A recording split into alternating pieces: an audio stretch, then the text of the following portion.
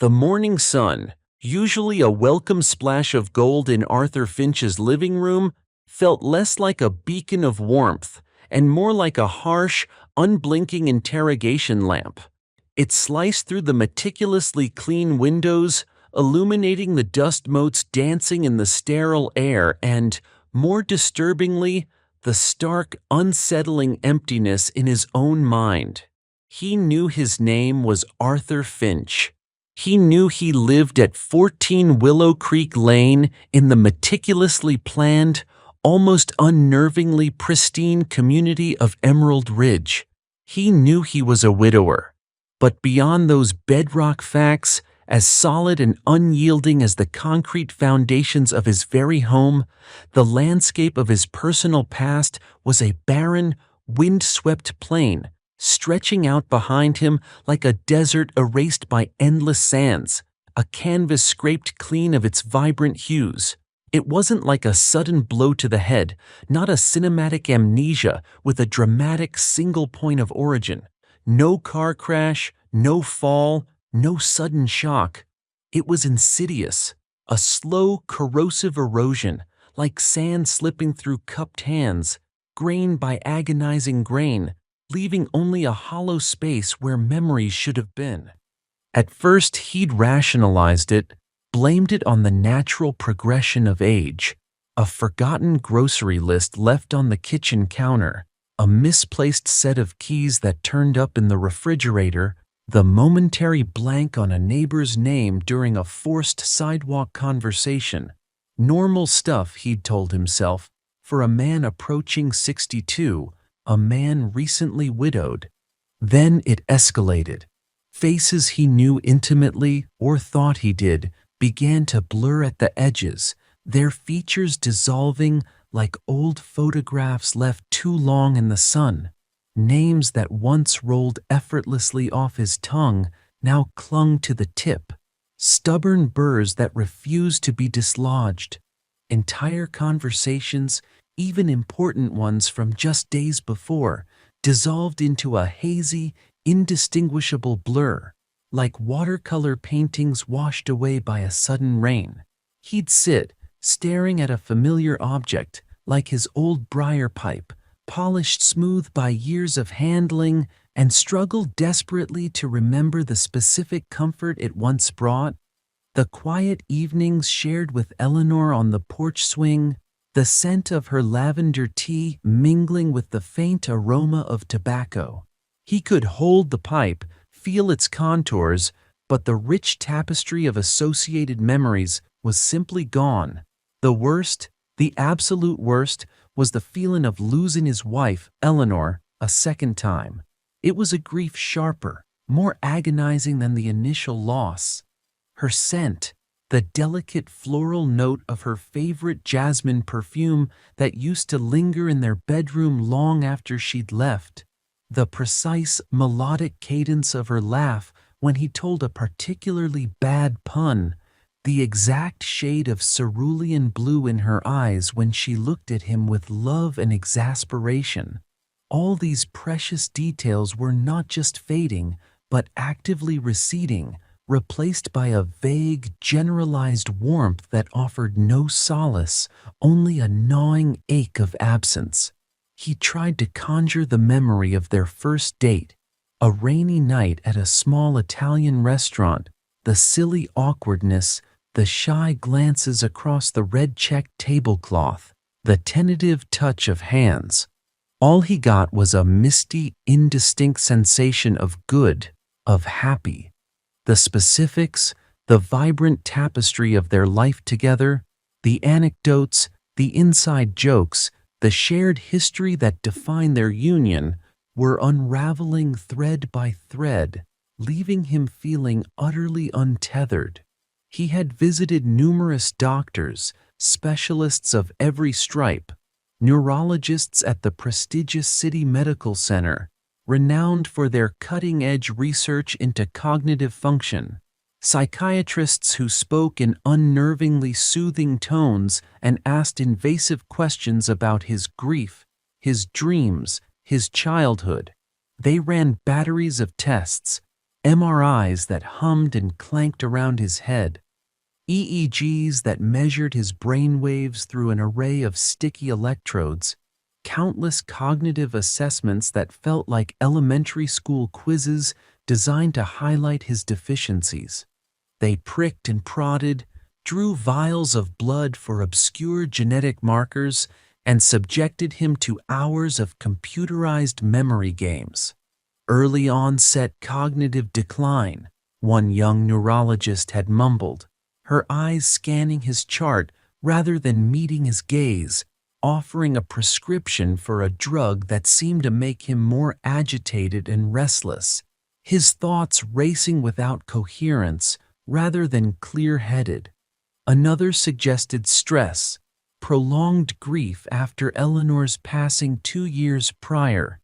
Your mind is protecting you, Mr. Finch, perhaps from painful memories. It's a coping mechanism. But Arthur instinctively rejected their diagnoses. This felt different. It wasn't the natural entropy of aging, the slow, gentle decline of a well-used machine. It wasn't the psychological balm of forgetfulness. It felt targeted. It felt deliberate. The pieces of his past weren't simply decaying. They were being systematically removed, erased with surgical precision, leaving clean, blank spaces where memories should have been. It was like someone was cutting out sections of his personal film reel, leaving only jump cuts and fragmented scenes. Emerald Ridge wasn't just a place to live. It was a meticulously curated lifestyle, as the glossy, suspiciously uniform brochures boasted. A perfectly manicured, utterly predictable, and unnervingly quiet lifestyle that valued order above all else.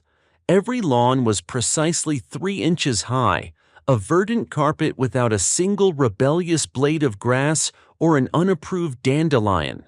Every mailbox adhered to a specific HOA-approved design, a bland beige uniformity that spoke of enforced conformity, each one identical to the next. Every resident's car was parked in the correct direction, no wheel jutting even an inch beyond the driveway line. The Emerald Ridge Homeowners Association, or ERHOA as it was simply known, was less a governing body elected by residents and more an omnipresent, omnipotent deity, its decrees handed down through crisp, official-looking newsletters and enforced by vigilant patrols and stern, anonymous citations delivered with unnerving efficiency. They regulated everything from the color of your garden hose to the acceptable hours for outdoor children's play, even dictating the species of flowers allowed in front-facing flower beds. A sense of perfection, a sterile beauty, permeated every corner of the community. Arthur had always found their zeal a bit much, an overzealousness he'd viewed as a charmingly obsessive quirk, but ultimately harmless. He'd even privately joked to Eleanor, after one particularly absurd newsletter on approved bird feeder dimensions, that they were the lawn Nazis of suburbia. Eleanor, with her wry smile, would agree, but remind him that at least their neighborhood was safe and well-maintained. Now a cold dread began to settle in his stomach, replacing the dismissive amusement. Could it be more than a chilling coincidence that his memory began to fray, that the very fabric of his past started to unravel, just as the ERHOA tightened its grip, just as their seemingly innocuous community wellness initiative began to gain traction throughout Emerald Ridge? The timeline was too precise, the symptoms too specific. His memory loss wasn't total, which made it all the more terrifying and insidious. He remembered skills, processes, the intricate muscle memory of his hands. He could still fix the antique grandfather clock in the hall, its intricate brass gears responding to his practiced, gentle touch, a task he'd learned from his own father. He could still code intricate algorithms on his old laptop, a relic from his pre-retirement life as a successful, if reclusive software engineer for a tech giant. He could recall complex programming languages, the nuanced logic of Boolean operations, the precise syntax of a perfectly formed database query. His professional brain, the one that had designed and debugged vast, complex systems, was intact. It was his personal past, the emotional resonance of his life, the very core of who he was outside of his profession, that was systematically vanishing. His wedding day, the specific vows they exchanged, the exact taste of the cheap champagne they'd toasted with. Eleanor's favorite song, a melancholic jazz piece by a forgotten artist whose title and haunting melody now cruelly eluded him. His childhood dog, Rusty, a scruffy terrier mix whose playful nips at his ankles and wet nose against his cheek he could no longer truly feel in his mind's eye, only a vague concept of a pet. The details, the emotional anchors, the sensory triggers that brought his past to life were dissolving, leaving only a skeletal framework of facts devoid of feeling. His first tangible clue, a flicker of something truly wrong that transcended mere forgetfulness and hinted at deliberate interference, came a month ago. He'd been looking for an old photo album. He had a distinct, if hazy, recollection of a large, heavy, leather-bound book, its cover embossed with a simple, elegant pattern. He remembered its comforting weight in his hands, filled with countless snapshots of Eleanor and him from their younger days, grainy images of sun-drenched vacations, boisterous family gatherings, goofy moments of spontaneous joy. He remembered its comforting weight, the way the thick, yellowing pages smelled faintly of old paper and dust, the slight stickiness of faded adhesive holding the curling corners of the prints. He searched everywhere. The dusty boxes in the attic, the cluttered shelves in the basement, the meticulously organized bookshelves in his study where Eleanor had meticulously arranged everything, labeling each shelf with her elegant script. It was gone. Not just misplaced, but gone. As if it had never existed. As if the very concept of such an album was foreign to his home. A phantom memory. He mentioned it to Mrs. Gable, his next-door neighbor, a woman whose life revolved around the HOA's daily pronouncements and the precise timing of her weekly hair appointments. She was watering her identical impatience with surgical precision, a faint, almost imperceptible smile playing on her lips, a smile that didn't quite reach her vacant eyes. "Arthur, dear," she'd said, her voice a saccharine blend of pity and dismissiveness, like a spoonful of honey laced with arsenic. "You've never had a photo album like that. Eleanor preferred digital, remember? She was always scanning things, saying physical photos were so cluttered." Her certainty was unnerving, absolute. But Arthur knew he had that album. The memory, though faint, was like a whisper on a far wind, battling against a sudden, inexplicable certainty in Mrs. Gable's tone, a tone that seemed to override his own fading recollections. It was there, stubbornly resisting the void she tried to impose upon his history. Her casual denial, the way she seemed to know his past better than he did, was deeply unsettling. It was the first pebble in the avalanche of doubt, a tiny crack in the perfectly smooth facade of Emerald Ridge. He started keeping a journal, a desperate, solitary act of rebellion against the encroaching emptiness. At first, it was simple, factual notes, a mundane chronicle of his days. "Ate toast for breakfast. Called plumber. Grass looks too tall. Will probably get a citation." Then he began to deliberately write down memories, forcing himself to recall details, however faint, however painful the struggle. The faded blue of Eleanor's favorite reading dress, the one with the tiny embroidered daisies on the collar. The exact way she'd crinkle her nose and snort with delight when he told a particularly corny joke, her eyes dancing with amusement. The warm, buttery, tart taste of her famous lemon meringue pie, a recipe he could no longer find in her old cookbook, a recipe he was certain she had written by hand. He wrote and wrote, day after day, page after page, desperately trying to anchor himself to a past that felt increasingly ephemeral, like clutching at smoke. He poured out his fear, his confusion, his growing suspicion onto the lined pages, the only place where his memories felt safe from the subtle, pervasive forces eroding them. The journal became his sanity, his truth, his secret repository of self. One evening, staring at a blank wall in his study, the journal lying open beside him, its pages filled with his frantic scrawl, a phrase surfaced from the depths of his confusion, sharp and clear, like a bell chiming in the fog. The Emerald Ridge Community Guidelines, maintaining harmony and order. It wasn't just a phrase, it was a specific memory, a recent one, vibrating with a strange, dissonant energy.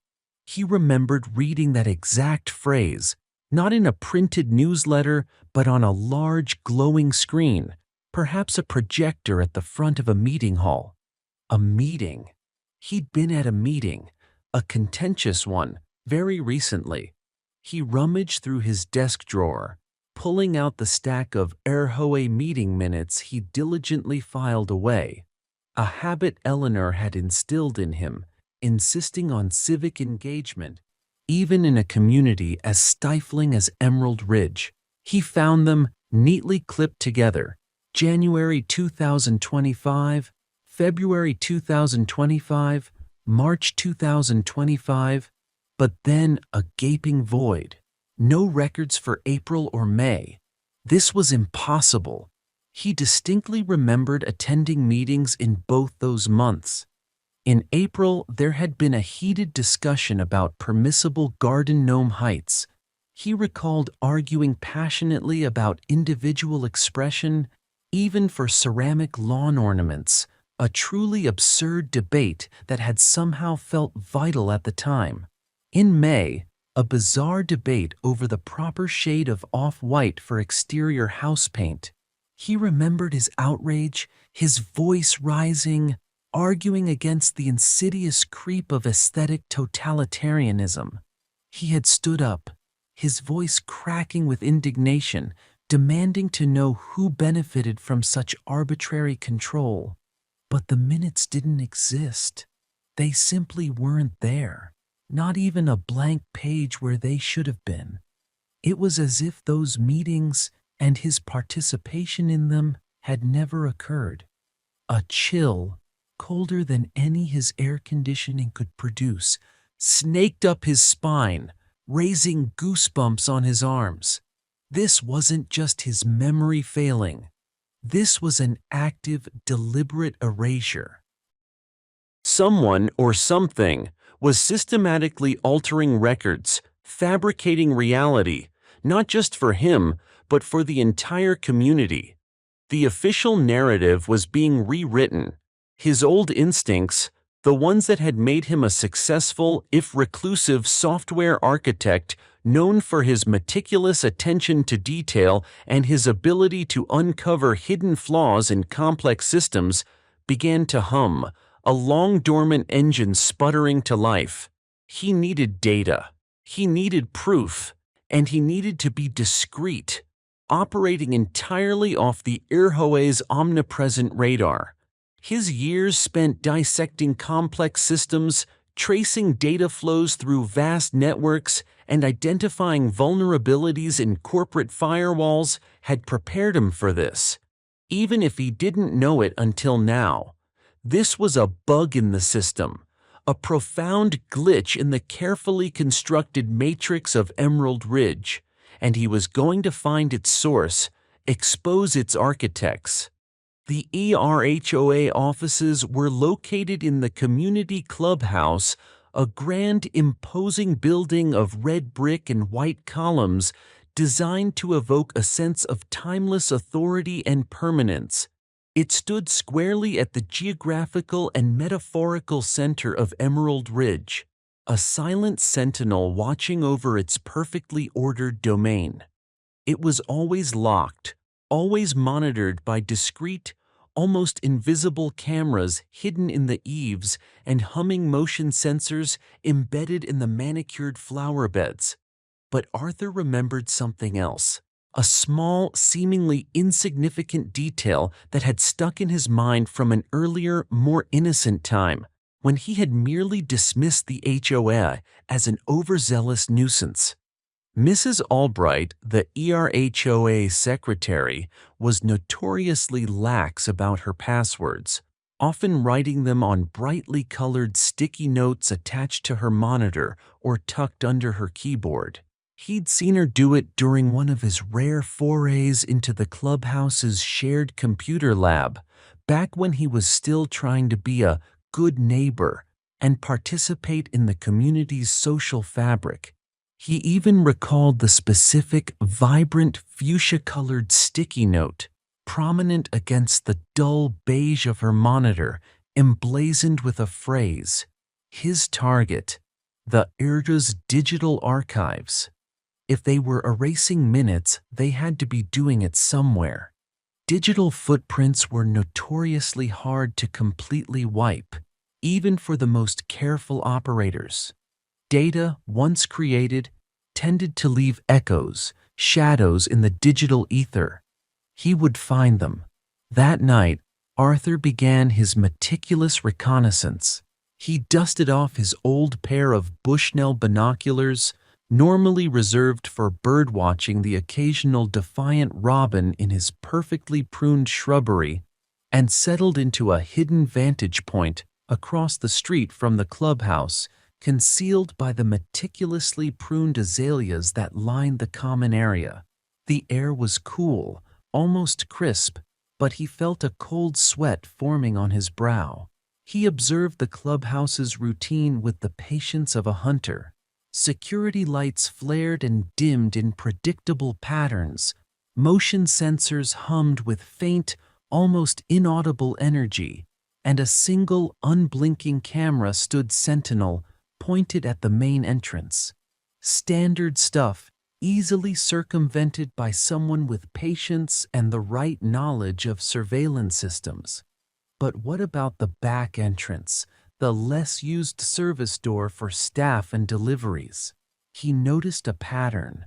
The weekly cleaning crew, a rotating duo in a faded nondescript uniform van, came in every Wednesday at 10 p.m. They unlocked the back door, and for precisely 15 minutes, while they brought in their industrial-grade cleaning equipment, the heavy buckets, the noisy floor buffers, the bags of linens, the alarm system seemed to be temporarily disarmed, a necessary but overlooked vulnerability, a tiny window in their otherwise impenetrable security. Wednesday, 3 agonizing days away. Each passing hour felt like a physical weight, pressing down on his already fragile mind, exacerbating the gnawing anxiety. He tried to occupy himself with mundane tasks, but his thoughts kept circling back to the impending mission. The intervening days were torture. Every forgotten word, every blank space in his mental timeline, every fleeting shadow of a memory that refused to coalesce into a concrete image, fueled his growing paranoia and determination. He started noticing other, more subtle things about the residents, things he'd previously dismissed as mere conformity, particularly the older ones, those who had been in Emerald Ridge the longest. Their faces seemed too placid, too agreeable, their smiles faint, distant, and never quite reaching their eyes. They echoed the HOA's pronouncements with a terrifying uniformity, a chorus of compliance that sent shivers down his spine.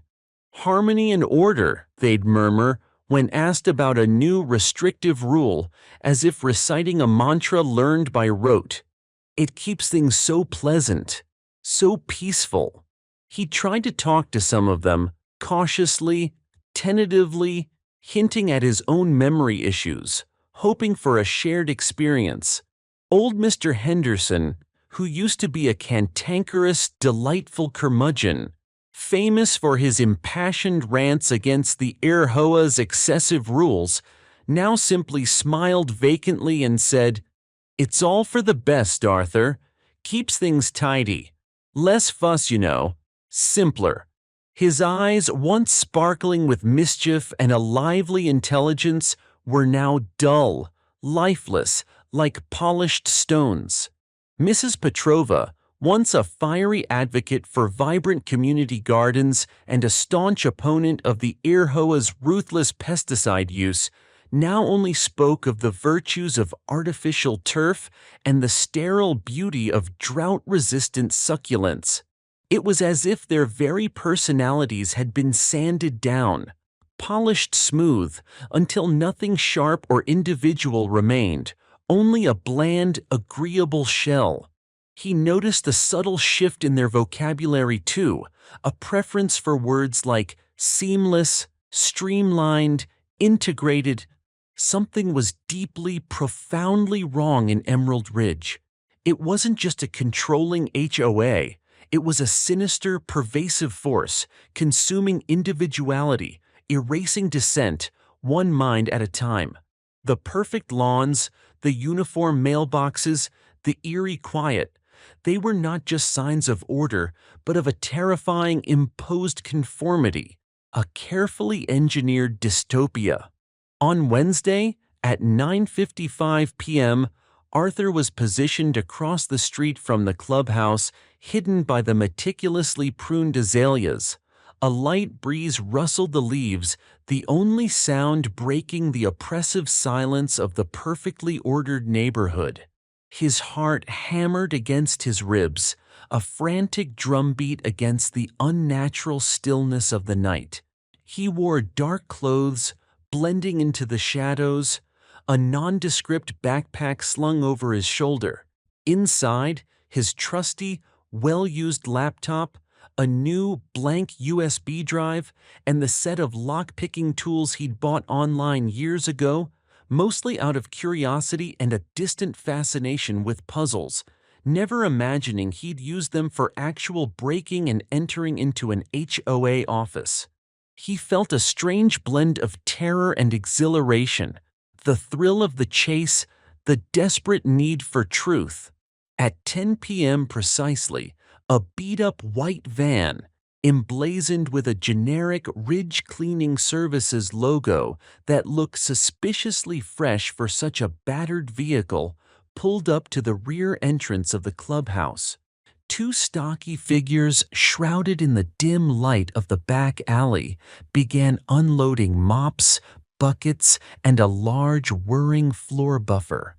The sharp click of a lock echoed faintly in the still night air, followed by a faint electronic chirp as the alarm system was disarmed. The 15-minute window, his only chance, had begun.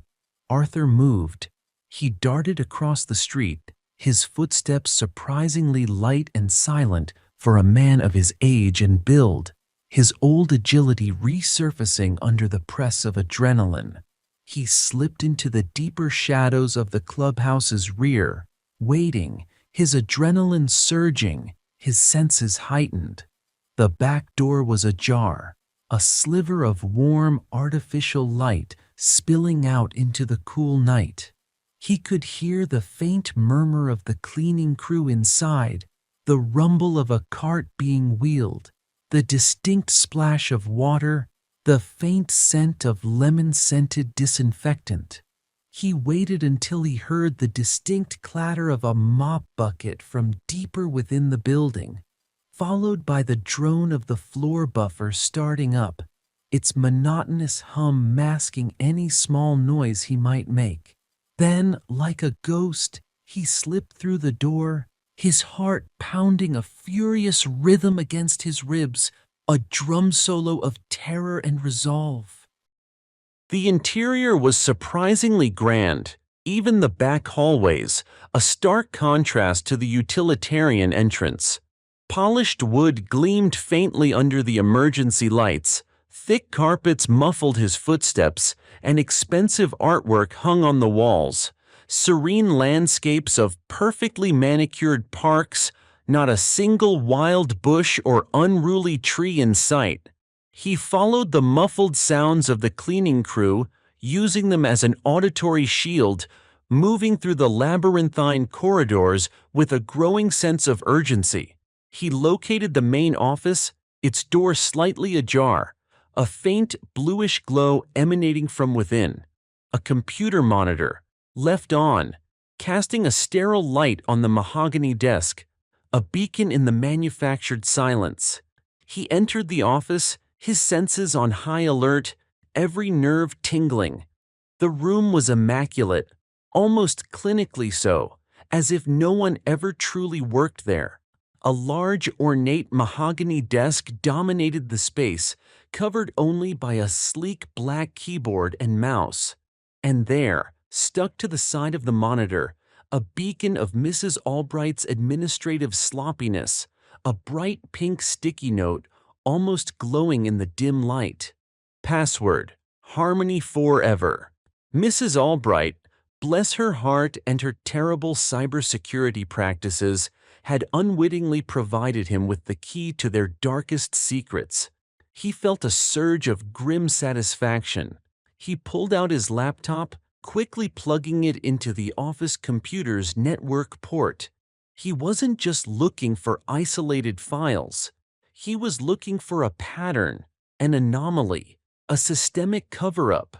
He bypassed the local user account, a simple task for someone with his background in network security, a relic skill that now felt profoundly vital, and accessed the network drive, the central repository of all HOA data, the HOA archives. Neatly organized folders greeted him, a facade of administrative transparency, financials, meeting minutes, resident complaints, architectural review board, legal documents, community events. He started with meeting minutes. He found January, February, March 2025. Then, just as he suspected, a gaping void. No records for April or May, but the folder size indicated a significant amount of data for those months. It wasn't an empty space, but a carefully concealed one. They weren't just missing, they were hidden. He ran a quick script, a digital probe he'd hastily coded that afternoon, designed to expose hidden directories and ghost files, a digital divining rod searching for submerged truths. A new subfolder immediately appeared on the screen, labeled Backup Archive Classified. His fingers trembled as he clicked, a mix of fear and exhilaration surging through him. Inside, he found what he was looking for.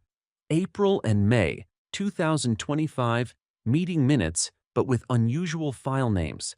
APR 25 revised final approved .pdf and May 25 revised final approved .pdf. The revised and approved tags sent a fresh wave of dread through him. Approval by whom? Revision for what purpose? He opened the April document first, his eyes scanning the digital text with a frantic intensity. He skimmed it, his eyes widening in horror and disbelief. The garden gnome height discussion was indeed there, but his vehement, passionate opposition, his arguments for individual expression, even for ceramic lawn ornaments, had been replaced by a bland, sanitized line. Mr. Finch raised a minor query regarding aesthetic preferences, which was addressed and resolved to satisfaction through productive dialogue. And then he saw it. a line that made his blood run cold, chilling him to the bone despite the warm office. Motion to implement Community Wellness Initiative passed unanimously by the board and residents present. Unanimously. He remembered his own vocal opposition to that, his strong sense that it was an overreach, an unnecessary intrusion. The document was a meticulously crafted lie, a historical revision. The Community Wellness Initiative. He remembered something about that. A series of mandatory enrichment sessions, ostensibly for mental well-being and community cohesion. A chance to connect and thrive, to foster a stronger Emerald Ridge. The newsletters had cheerfully declared, their words echoing with an unsettling emptiness. They had started about 6 months ago, right around the time his memory began to actively deteriorate, precisely when Eleanor's face started to blur around the edges, when the photo album disappeared. He'd dismiss them as typical HOA busybody nonsense, a new way to micromanage residents' leisure time. Now he wondered if they were the cause, not just a coincidence, but the very mechanism of his undoing. He opened the May document. The off-white paint color debate was there, but again, his fiery dissent was gone, replaced by another bland summary of consensus. All residents agreed that a neutral palette contributes to community tranquility. And another chilling motion, approval of architectural homogenization project to enhance visual consistency and promote collective serenity within the community. Homogenization, serenity. The words, once innocuous corporate jargon, now dripped with a sinister undertone he hadn't noticed before, echoing the bland sameness of the neighborhood.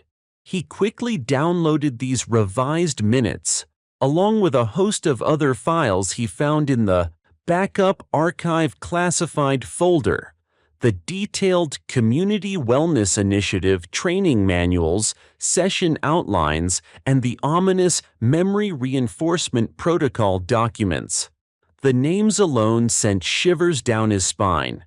His heart pounded in his ears, a frantic drumbeat against the silence of the room. This wasn't just about his memories.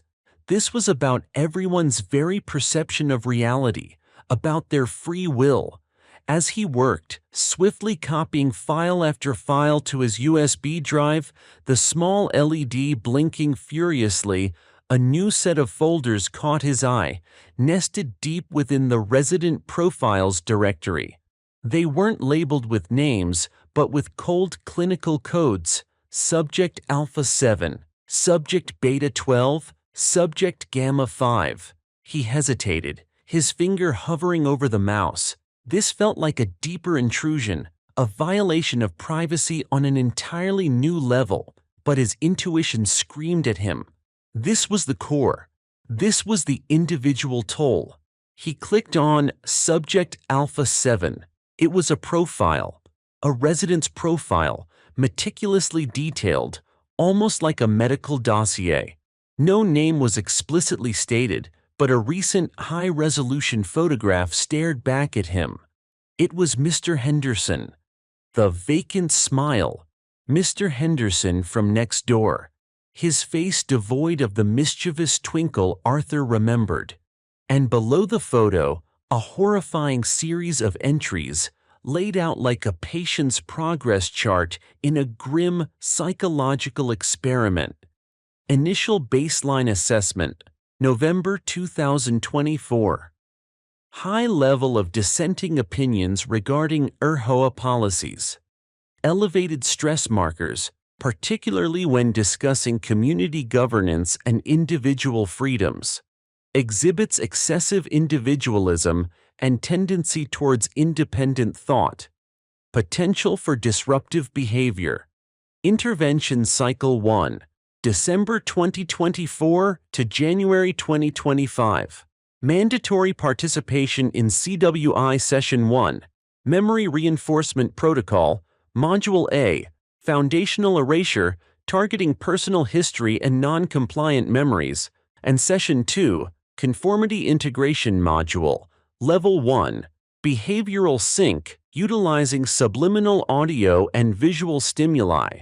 Attendance monitored by biofeedback sensors integrated into common area seating.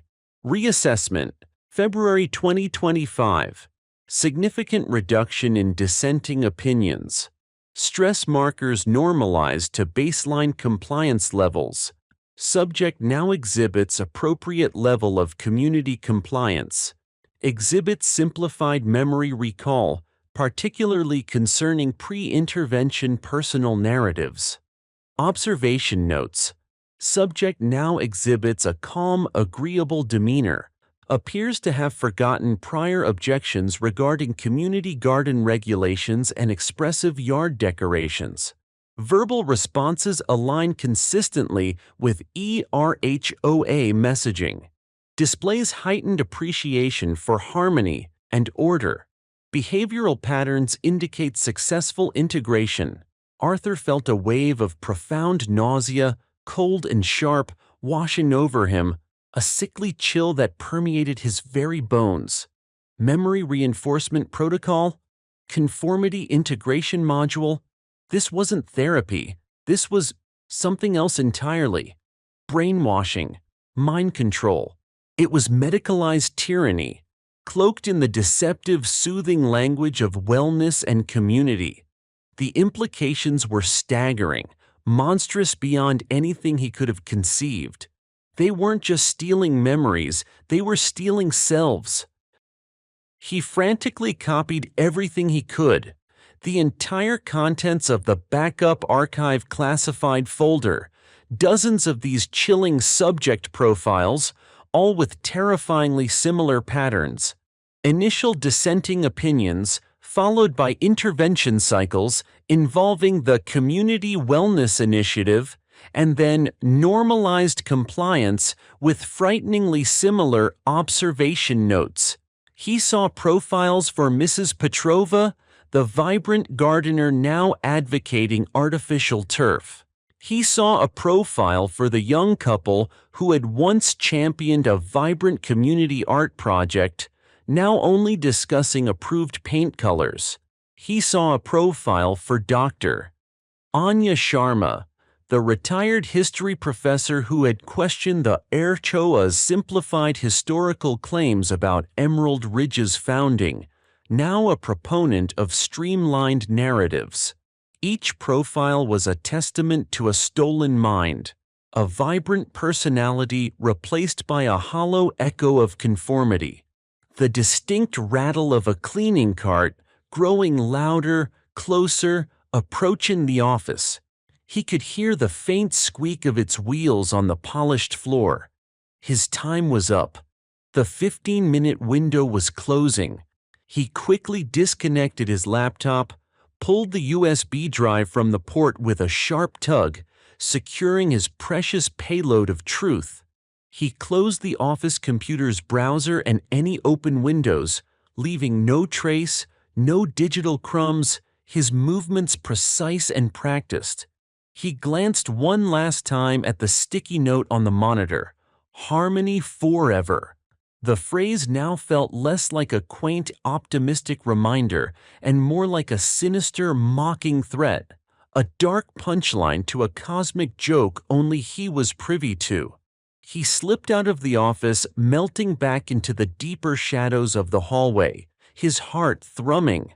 The cleaning crew was now just down the hall, their voices low and indistinct, a cheerful, almost childlike hum floating through the air. He caught a snippet of the tune, a repetitive saccharine jingle. It sounded familiar, too familiar, like something played at the beginning or end of a community wellness initiative session, a subliminal lullaby. Had they been listening to this? Or worse, had it been programmed into them? A sonic trigger for compliance. He reached the back door, heart still racing, adrenaline singing in his veins. He peeked out into the dark alley. The cleaning van was still there, its engine idling. He waited until the last cleaner walked back inside, perhaps to fetch one final bucket, leaving the door ajar for a final crucial minute. Then, with a burst of desperate adrenaline, Arthur Finch slipped out, pulling the heavy metal door almost shut behind him with a soft click. He heard the distinct thud of the lock engaging from the inside, the final security system reactivating, sealing the secrets within, secrets he now held. He didn't stop running until he was back in his own home, the familiar walls of 14 Willow Creek Lane, a sudden, desperate comfort, a bastion against the unsettling perfection outside. He slammed the door shut, locking it with a defiant twist of the deadbolt, and collapsed onto his living room sofa, his breath coming in ragged, painful gasps, his body trembling with a mixture of fear, exhaustion, and righteous, burning fury. He dragged his hand across his face, wiping away the sweat, and felt the rough stubble on his chin, a small, reassuringly tactile connection to his own physical self. He had proof, horrifying, undeniable proof. The HOA wasn't just stealing his memories, they were stealing everyone's free will, their very essence, their capacity for independent thought and genuine emotion. They were manipulating minds, creating a perfectly harmonious, perfectly compliant community. One forgotten memory, one erased thought, one reprogrammed personality at a time. The Community Wellness Initiative wasn't benign enrichment. It was a meticulously engineered front for a large-scale psychological operation, a systematic dismantling of individual thought and spirit. It was a prison without bars, a cage made of enforced serenity. He looked at his laptop, its screen a glowing window into the chilling truth he had just unearthed. Then at the small, unassuming USB drive, clutched so tightly in his hand, it left a painful imprint on his palm. He had risked everything for this. His freedom, his safety, his tenuous grip on his sanity. But what now? How could he possibly expose an organization that had such a tight, silent grip on an entire community? An organization that could simply erase dissent, make people forget their own pasts, make them believe their own oppression was harmony. The magnitude of the deception was overwhelming, paralyzing. It was like shouting into a void, knowing the people on the other side couldn't hear you, or worse, wouldn't believe you if they did. He thought of Eleanor, her independent spirit, her fiery refusal to conform, her sharp wit, and even sharper sense of justice. She would have seen through this charade immediately, would have fought against it with every fiber of her being, her voice a clarion call against injustice. And then a crushing, gut-wrenching realization hit him, severing him from his last vestiges of naive hope. He didn't just feel like he was losing Eleanor's memories. The HOA might have been actively, deliberately erasing them. His personal history, his emotional ties to her, his moments of nonconformity, his defiance of their petty rules. Perhaps they were the first things to go, precisely because they were sources of strength, of identity, of defiance, of true resistance. They had targeted the very foundation of his being, leaving him adrift, vulnerable. The photo album, Eleanor's favorite song, the shared jokes, all gone, deliberately stripped away.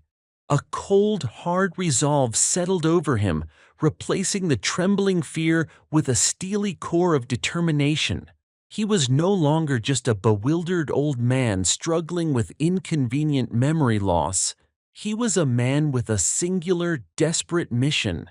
He had seen their darkest secrets, glimpsed the true face of Emerald Ridge, He had peeked behind the pristine curtain of Emerald Ridge's perfect facade and witnessed the true horror within, the systematic lobotomization of a community.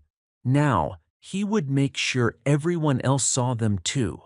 But how do you awaken people who don't even remember they're asleep? How do you show them the prison when they believe it's their perfectly manicured home, a beacon of tranquility? The challenge seemed insurmountable, yet the alternative was unthinkable. He looked at the digital files on his laptop, the manipulated meeting minutes, the chilling subject profiles, the precise clinical details of the memory reinforcement protocol, and the conformity integration module. This was his evidence, his weapon, his last desperate hope. The fight for Emerald Ridge had just begun, and Arthur Finch, the man whose memories had been stolen, was about to become the community's unlikely, desperate liberator, whether they remembered him or not.